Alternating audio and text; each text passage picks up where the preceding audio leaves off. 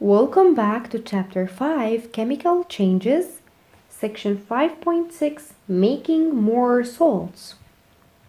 By the end of this tutorial, you will be able to explain the reactions of acids with carbonates. So as we have mentioned in our objective, we are going to discuss the reactions of acids with carbonates. First of all, you have all already seen buildings and statues that are made out of limestones.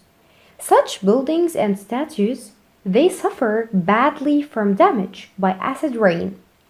You might have noticed statues where defined features have been lost, like in the eye there are certain pores, in the nose, and so on.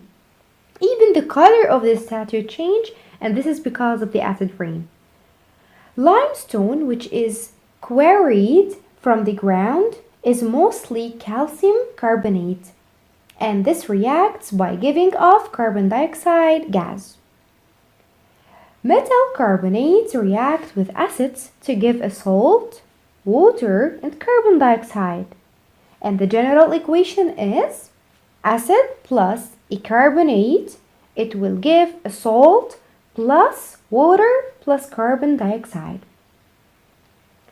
For calcium carbonate, the reaction with hydrochloric acid is calcium carbonate reacts with hydrochloric acid to produce calcium chloride, which is the salt, plus water plus carbon dioxide gas.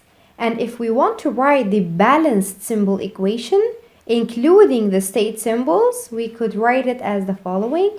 Calcium chloride, calcium carbonate is solid, that's why we wrote S beside it, plus 2HCl, which is in the aqueous state, it produces CaCl2, which is in the aqueous state, plus H2O, which is liquid, plus CO2, which is the gas.